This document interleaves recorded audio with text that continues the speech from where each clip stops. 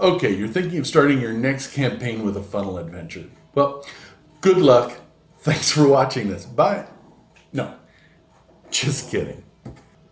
Here are 7 things that can make your funnel a success, and we're starting right now. Starting a campaign with a funnel can be a daunting task. It has a completely different feel and plays more like an OSR adventure many times.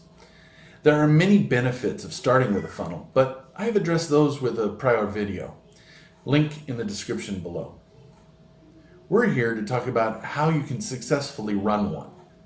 Hi, I'm your friendly neighborhood Dungeon Master, and this is the Dungeon Master's Apprentice. Here we work on creating my homebrew campaign world and talk about how to have a great gaming session at the table. If you like these subjects, don't forget to subscribe, because if you don't subscribe, you're going on our list of possible babysitters for game night. The terrible twos are real.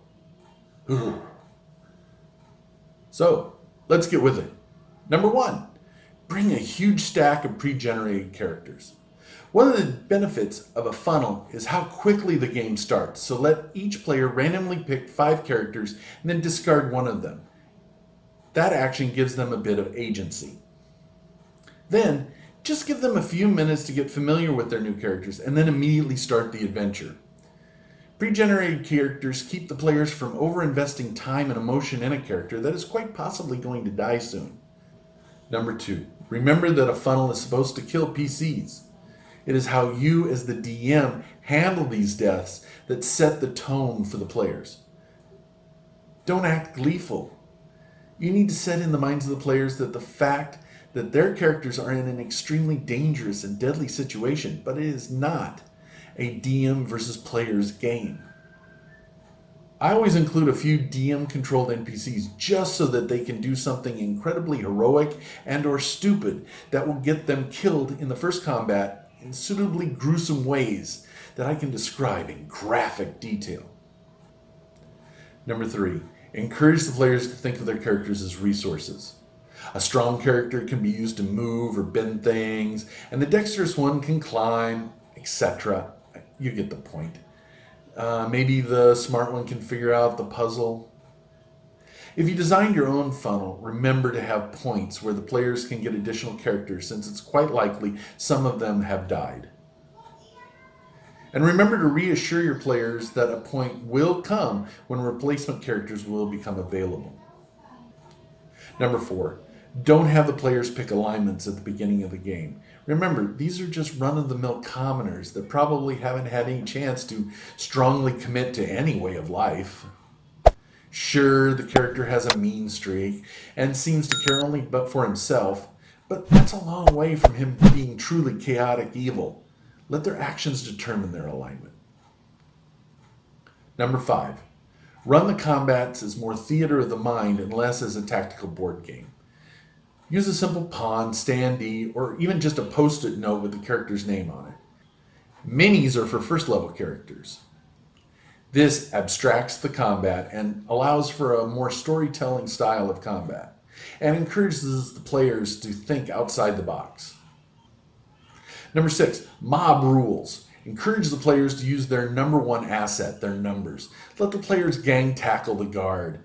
Don't worry about how many can crowd around the giant rat. Let all the players contribute. Number 7, creativity rules.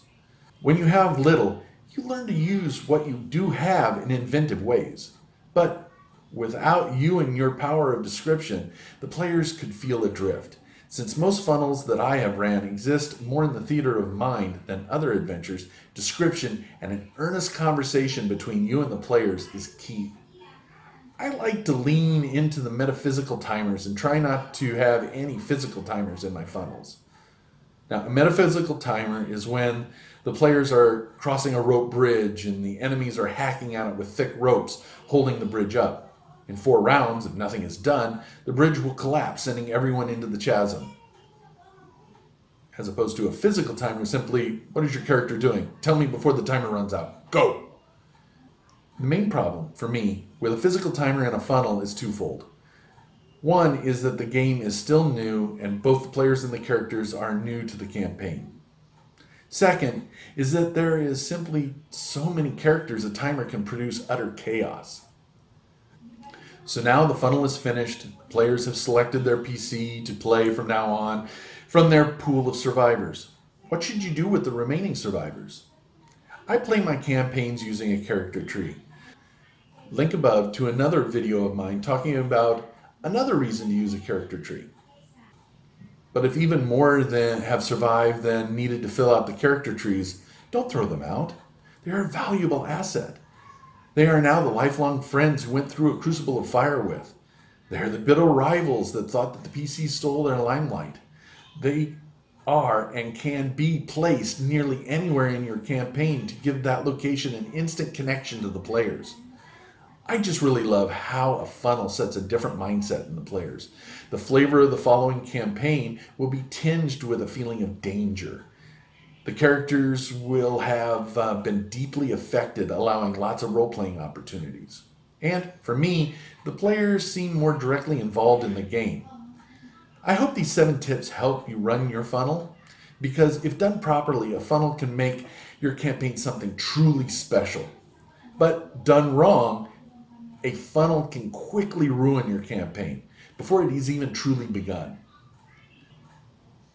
Now, if you've run a funnel before, leave a comment. I'd love to compare notes with you and swap some tall tales. Now, if you enjoyed this video, try one of these on your screen now. Until next time, adventure on.